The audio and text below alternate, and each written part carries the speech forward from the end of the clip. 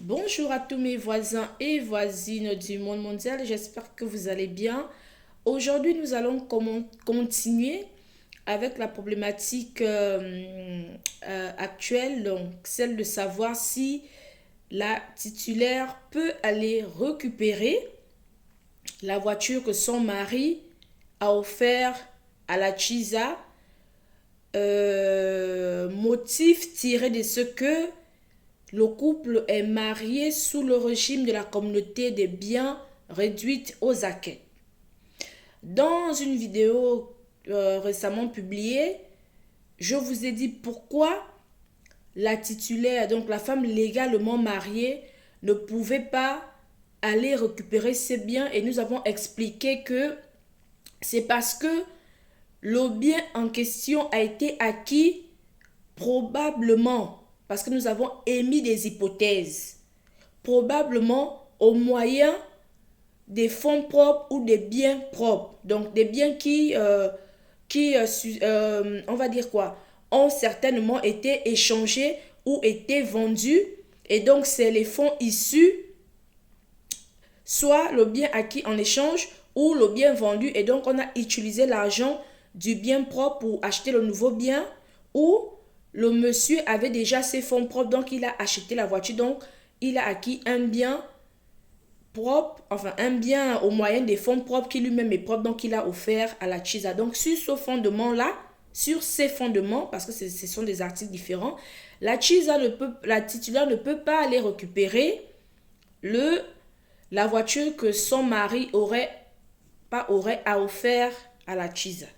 Mais nous allons utiliser les mêmes articles pour montrer à la titulaire qu'elle peut toujours aller récupérer ce bien, mais comment faire? Donc, commençons par l'explication des articles.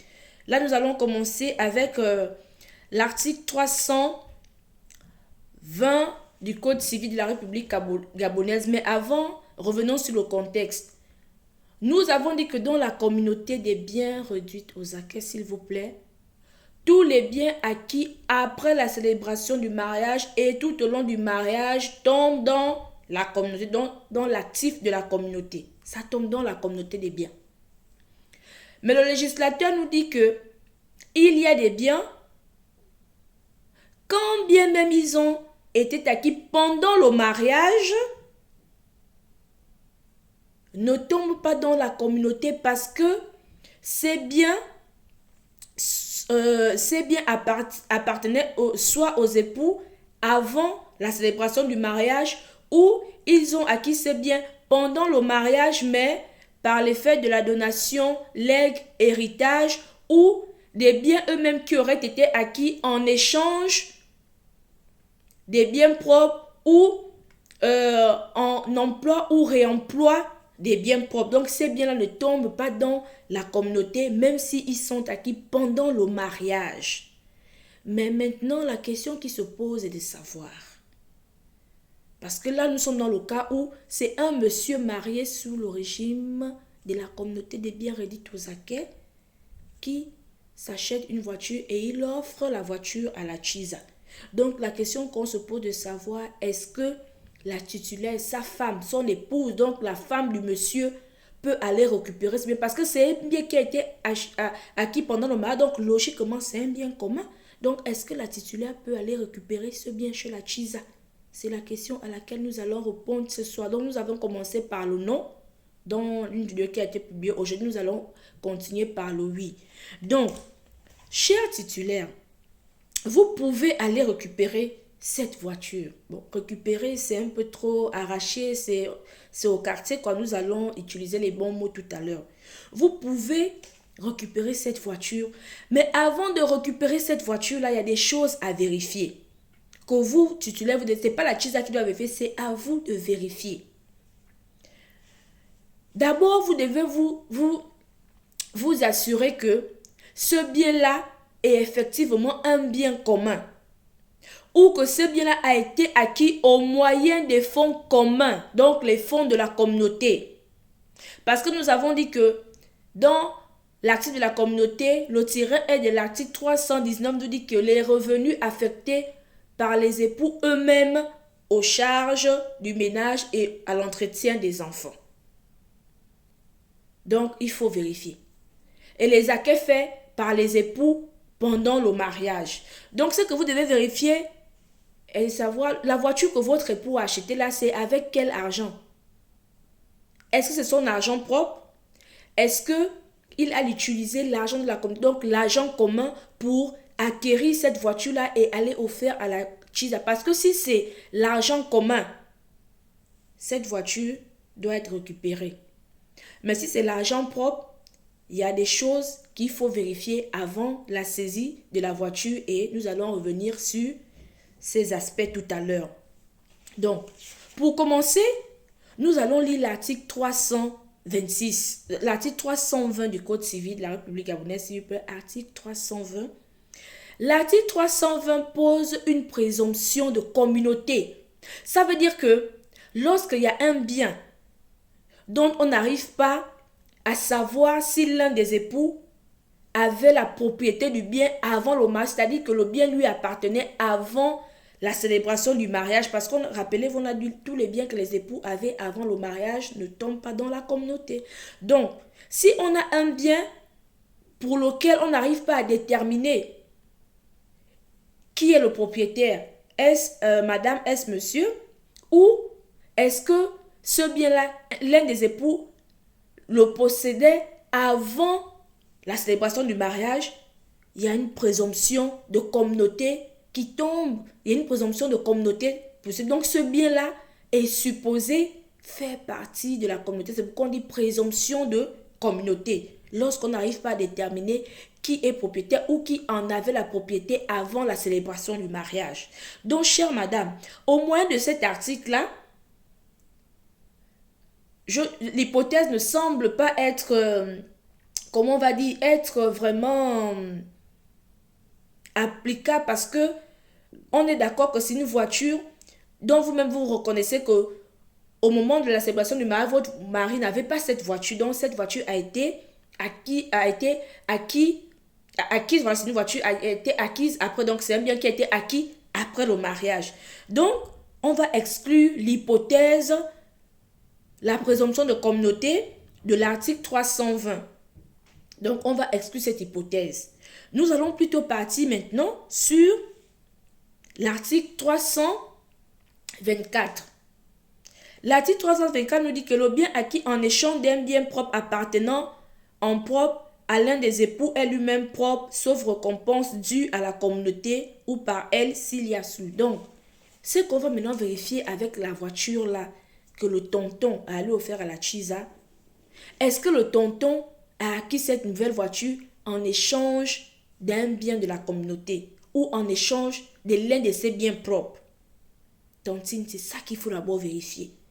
Donc, avant de faire trop le bruit, quand on vous dit que votre mari a offert la voiture à la Chisa, la première chose qu'il faut chercher à savoir, c'est avec quel argent, comment il a fait pour acheter la voiture, les moyens. Est-ce que ce sont les moyens propres ou est-ce que ce sont les moyens communs? Donc, l'argent de la communauté. C'est la première chose qu'il faut savoir. Donc, au moyen de l'article 324, est-ce que la voiture en question a été acquise en échange d'un bien propre ou d'un bien commun? Si c'est en échange d'un bien commun, ça veut dire que cette voiture-là fait partie de la communauté et on doit la récupérer. Mais si c'est en échange d'un bien propre, ça veut dire que la voiture est un bien propre. Donc, malheureusement, vous ne pouvez pas récupérer. Ça, c'est la première hypothèse de l'article 324. Deuxième hypothèse, si votre époux a acquis ce bien en échange de son bien propre, mais qu'il a ajouté l'argent pour prendre ce bien, ce qu'il faut savoir, c'est que l'argent qui a été ajouté là, est-ce que c'est l'argent propre ou l'argent de la communauté? Donc, on va revenir sur ma célèbre montre qui souffre pour vous expliquer cette affaire de communauté des biens. Ça, c'est la montre du tonton. Donc, c'est son bien propre. Le tonton échange cette montre. On va supposer que cette montre a une valeur élevée pour la voiture en question. Mais même si la montre a une valeur élevée, le problème c'est que la valeur de cette montre ne permet pas au tonton d'acquérir, de prendre la voiture. Donc d'acheter cette voiture pour l'offrir à la Chisa. Donc le tonton va ajouter encore l'argent sur...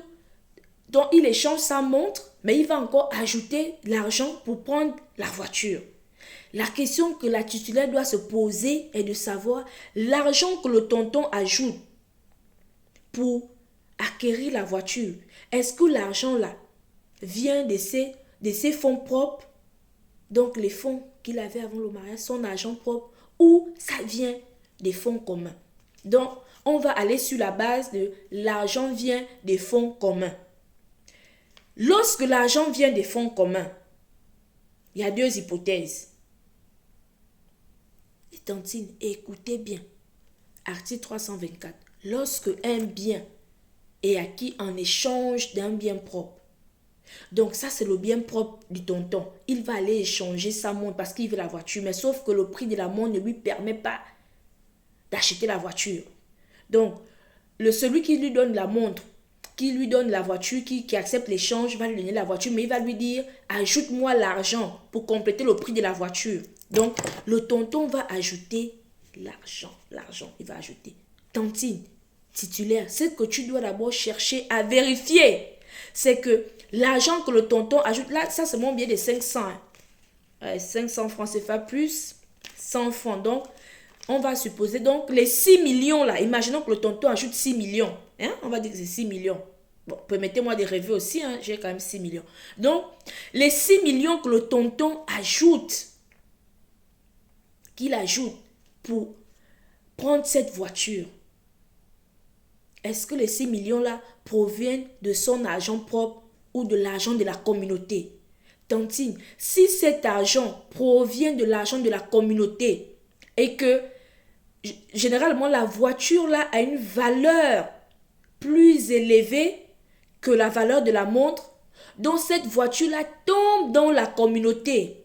Lorsqu'on échange un bien pour acquérir un nouveau bien et qu'on utilise l'argent de la communauté, si la valeur du nouveau bien est plus élevée que la valeur de la montre, parce qu'il y a des montres qui coûtent très cher plus que les voitures.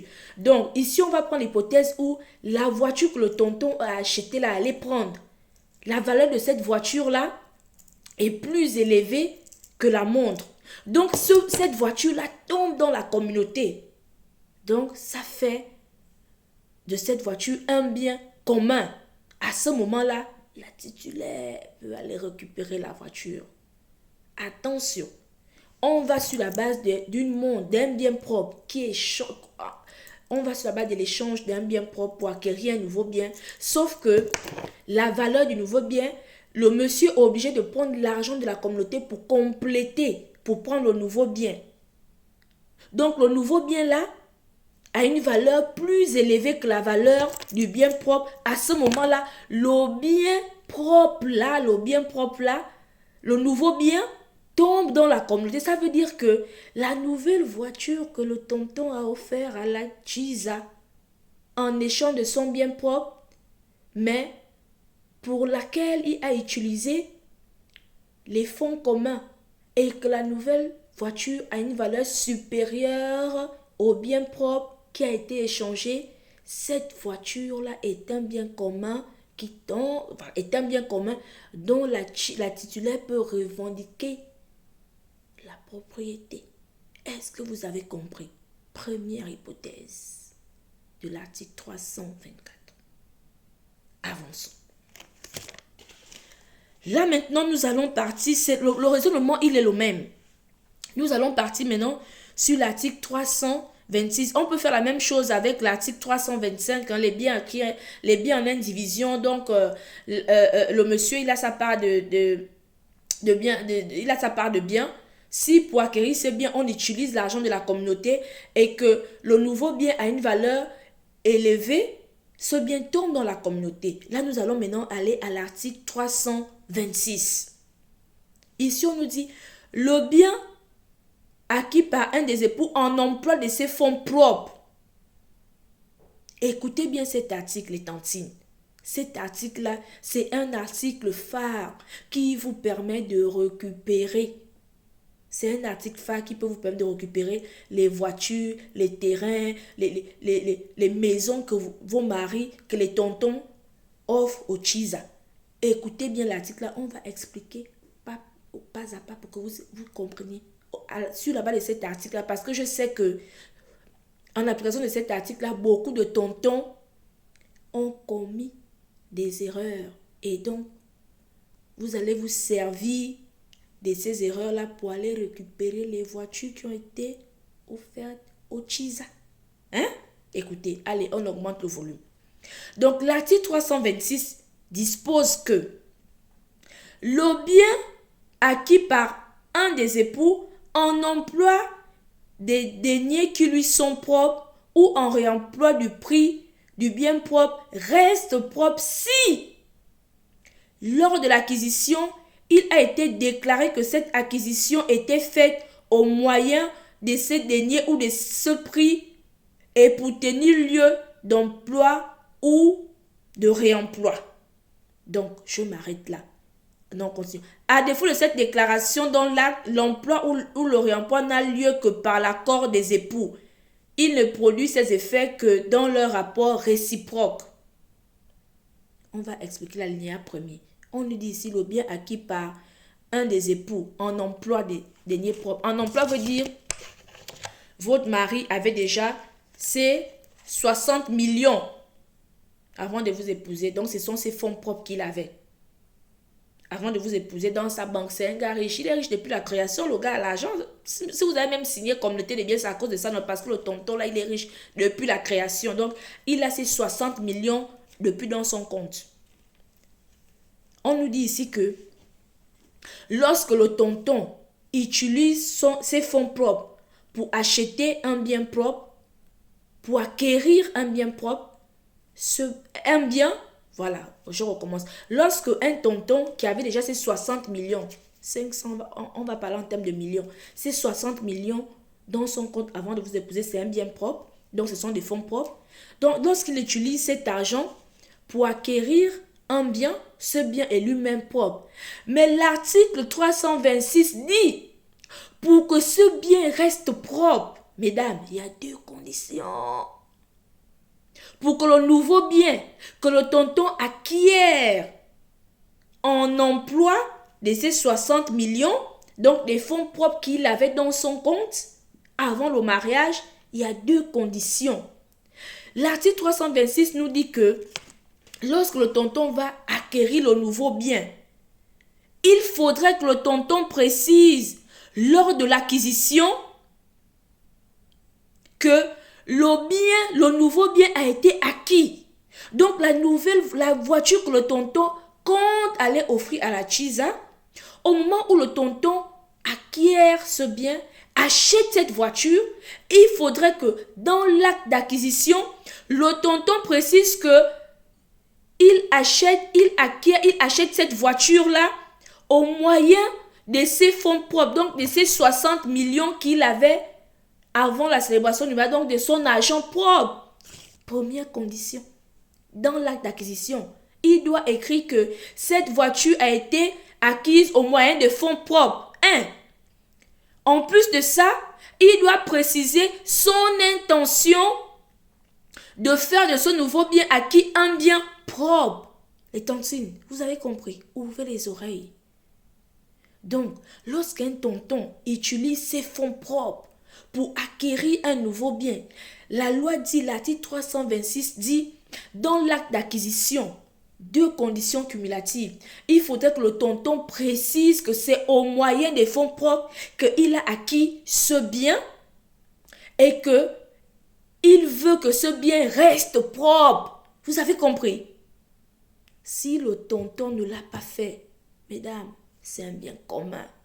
À ce moment-là, vous avez le droit de revendiquer le retour de cette voiture dans la communauté. Oui, beaucoup de tontons ne prennent pas la peine de préciser l'origine des fonds et leur intention de conserver on va dire quoi, la propriété du bien. Toutes les tontines aujourd'hui qui ont appris que leur mari a offert une maison, un terrain, une voiture à la Chisa. Cherchez les actes d'acquisition, les preuves d'achat, vous allez voir que les tontons n'ont pas précisé ça. S'il n'y a pas cette mention, chère madame, chère titulaire, vous avez le droit de revendiquer ces biens. Ces biens doivent revenir dans la communauté.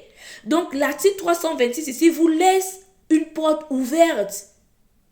Parce que beaucoup de tontons eux-mêmes seront étonnés de découvrir qu'ils n'ont pas respecté cette condition de l'article 326. Donc vous devez aller revendiquer la propriété de ce bien, de ces biens-là. Vous devez les revendiquer, allez-y récupérer. Mais on va vous dire comment. Je n'ai pas dit de vous lever maintenant, aller récupérer. On va vous dire comment. Est-ce que vous comprenez?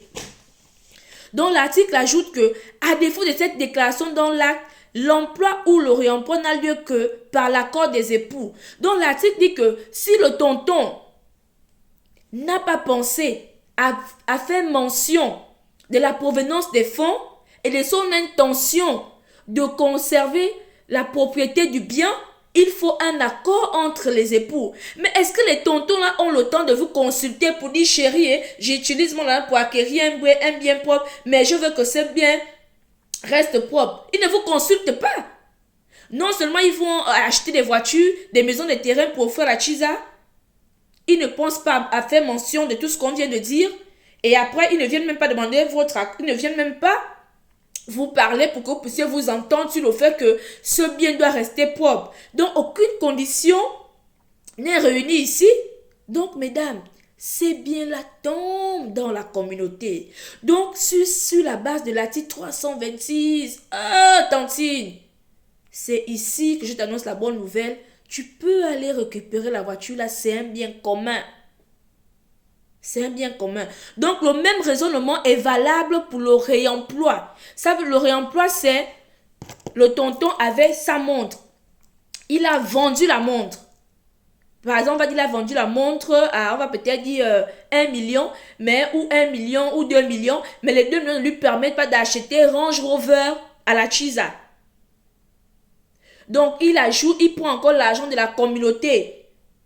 Il prend l'argent de la communauté. Il prend la voiture, c'est pareil. Ou bien, il vend sa montre qui vaut par exemple 100 millions. Avec les 100 millions, il achète la nouvelle voiture. S'il n'a pas pris la peine de préciser la provenance des fonds et son intention de faire de nouveaux biens, un bien propre, Tantine, ce bien tombe dans la communauté. Donc, vous avez le droit de revendiquer le bien. Vous pouvez le récupérer. Ici, on ne dit pas seulement que parce que je suis marié sur le chemin de la communauté et que le bien a été acquis pendant la communauté des biens, c'est un bien commun. Non, il faut raisonner sur la base des articles. Donc, la plupart des tontons, je vous dis ça, la plupart des tontons qui ont acheté les voitures, les biens, tout ce que vous voulez là, terrain, maison et tout, voiture au Chisa, n'ont pas pensé à préciser dans l'acte d'achat les mentions que je vous dis. Donc, Tantine, quand on est intelligente, on ne commence pas à faire le bruit de gauche à droite. Non, Tantine, on ne fait pas le bruit. On commence à chercher l'acte d'acquisition. Ce que vous devez faire là, c'est de chercher à savoir où le tonton a acheté la voiture. Où le tonton est allé acheter la maison. Est-ce qu'il est parti à l'ASNI, par exemple, pour les maisons, où on vend l'ASNI pour les maisons ou pour les terrains. Allez-y vous renseigner. Menez les enquêtes. À ce moment-là, tu deviens détective privé. Oui, on devient détective privé. Il s'agit des biens de la communauté. On ne peut pas laisser quelqu'un dilapider les biens de la communauté. Pourquoi? Donc, on devient détective privé. On commence à fuir, on cherche l'acte d'acquisition. Nous, ce qui nous intéresse, c'est de retrouver l'acte d'acquisition et de constater que sur l'acte, le tonton n'a pas précisé l'origine des fonds. Il n'a pas précisé que les fonds qui ont permis d'acquérir ce bien-là sont des fonds propres et qu'il avait l'intention de conserver la propriété du bien, donc de faire de ce bien nouvellement acquis un bien propre. Tantine, c'est un bien de la communauté. Cherchez les actes d'acquisition. Oh là là, les tantines. Cherchez les documents, les preuves. Donc, on cherche d'abord la preuve. Maintenant, une fois que vous avez la preuve, il faut aller doucement. Nous allons ouvrir une petite parenthèse. L'article 200 on va dire que l'article 2276 du Code civil ancien, alinéa 1er, dispose que en fait de meubles, possession, vos titres. Ça veut dire que une personne qui a la voiture, il y a une présomption de propriété. En fait de meubles, possession, vos titres. La voiture est un bien meuble, oui. La voiture est un bien meuble par nature. Donc, c'est un bien qui peut se transporter d'un lieu à un autre. Donc, le possesseur, c'est celui, donc la chisala, comme elle a la voiture, on appelle ça en français, en bon français, on dit le possesseur. Parce qu'elle a cette voiture qui lui a été offerte ou donnée par le propriétaire qui est votre époux. Donc, elle est propriétaire. Il y a une présomption de propriété pour le possesseur. Donc, celui qui possède la chose est supposé être le propriétaire. C'est ça, le français, la loi dit, en fait de meubles, possession, vos titres, parce que la voiture est un bien meuble. Donc, on peut dire que c'est un mobilier. Oui, lorsque ce n'est pas affecté, comment on dit ça, ce n'est pas affecté à une exploitation, voilà. Donc, la voiture est un bien meuble. Ce qui fait que la personne qui a la voiture en ce moment, qui conduit, qui roule dans Libreville, est propriétaire, c'est une présomption de propriété. Et donc, cette présomption ne s'applique aux biens meubles corporels. Biens meubles corporels, les avions, les machins, tout ce qu'on met dans les maisons, tout ce qu'on garde là, les voitures, tout ça là, c'est ça. Donc, pendant un moment, cette titulaire qui a la voiture là est propriétaire de la voiture. Donc, toi, la titulaire, tu ne peux pas, la tantine est garée à Rio, tu vas venir, sors de ma voiture, maintenant elle est propriétaire. Donc, il faut que tu parviennes à prouver que tu es propriétaire de ce bien.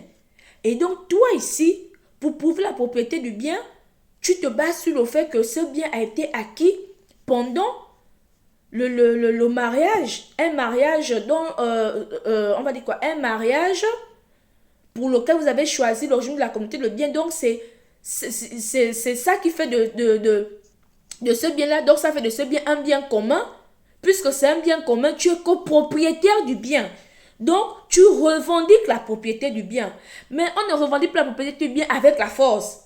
Le seul fait d'être marié sur l'origine de la communauté de bien n'est pas suffisant pour revendiquer la propriété du bien. Il faut prouver qu'on est propriétaire. Et ici, ce n'est pas à la Chisa de prouver où elle a eu l'argent pour acheter la voiture, elle va nous prouver que ça, c'est pas son affaire. La Chisa a la voiture. Et l'article 378 nous dit qu'en fait de me possession, votre donc sur cette base-là, elle est propriétaire de la voiture. Il y a une présomption de propriété pour le possesseur qui semble être de bonne foi. Elle n'a rien à prouver.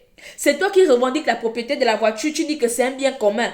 Donc, c'est à toi de nous chercher les preuves. Donc, je vous ai dit, pour les preuves, là, allez-y chercher l'acte d'acquisition. Si les conditions de l'article 326 du Code civil ne sont pas remplies, c'est un bien commun. Donc, vous pouvez revendiquer la propriété du bien parce que vous êtes copropriétaire de ce bien. Donc, votre mari n'a pas le droit d'aller le donner à qui il veut sans votre consentement. Je crois que c'est l'article 300... attendez, je sais plus, 336 ou 336 qui dit que un des époux ne peut pas disposer d'un bien sans consulter l'autre. J'ai aussi parlé de ça dans une vidéo, je sais pas, dans un post sur Facebook. Donc, un époux ne peut pas disposer d'un bien, partager un bien sans le consentement de l'autre. Donc, tu peux revendiquer le bien. Maintenant, comment on fait? Parce que la Chisa qui a la voiture, sur la base de l'article 2267 du Code civil, elle est propriétaire du bien, c'est une présomption de propriété. C'est maintenant à toi, la titulaire, d'apporter la preuve que tu es copropriétaire de ce bien.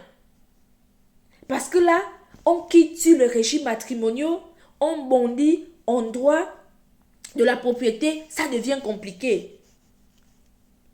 Faut pas aller agir de façon bête là, parce que en allant demander à une personne qui est dans sa voiture, descends de ma voiture, tu récupères. Ce sont des infractions que vous allez commettre.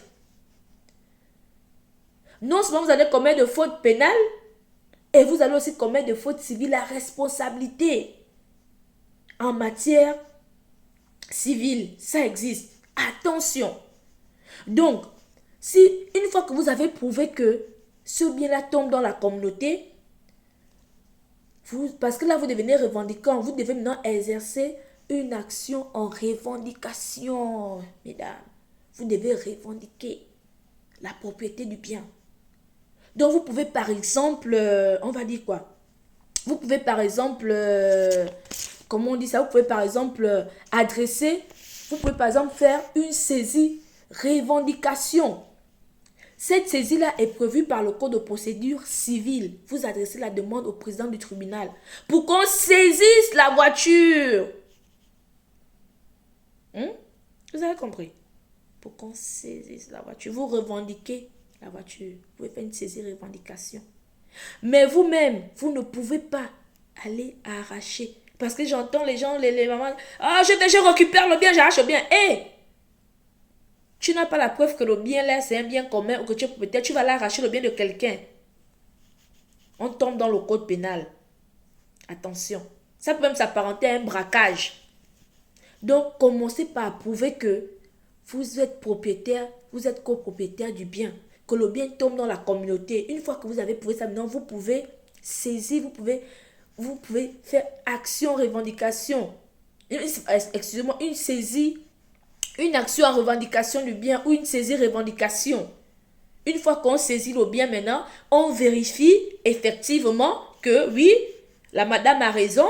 Oui, conformément à l'article 326 du Code civil, c'est un bien commun. Donc, son mari n'avait pas à donner ce bien à la Chisa sans l'accord de sa femme. Donc, ce bien-là, on le renvoie dans la communauté. Donc, on saisit le bien et on le renvoie dans la communauté. À ce moment, on retourne le bien non pas seulement à la titulaire, mais on le renvoie dans la communauté. C'est comme ça qu'on fait. On ne va pas aller brusquer la Chisa comme ça parce qu'il y a beaucoup de titulaires qui sont en prison à cause de ça. Non, on fait les choses bien. On prouve d'abord la propriété du bien. On prouve que c'est un bien qui tombe dans la communauté. Ensuite, maintenant, on exerce une action en revendication. On demande au président du tribunal, on fait une saisie revendication. On dit, monsieur le président du tribunal, il faut saisir ce bien parce que, on saisit le bien, on vérifie effectivement et on vous retourne le bien, chères mesdames. Je ne sais pas si j'ai été claire. Si vous avez des questions, ne vous inquiétez pas, nous sommes là pour répondre. Donc, sur ce, je vous souhaite une très bonne écoute de cette vidéo. Pour toutes les questions dont vous aurez envie de poser, il n'y a pas de souci. Vous pouvez les laisser soit sur Facebook, soit sur ma chaîne YouTube, parce que je vais publier cette vidéo sur YouTube. Malheureusement, elle est très longue. Je peux pas, on sera obligé de faire des petites vidéos pour mettre sur Facebook. Ça sera un peu long. Mais la vidéo entière, vous l'aurez sur ma chaîne YouTube Priska Obam. Merci à tous.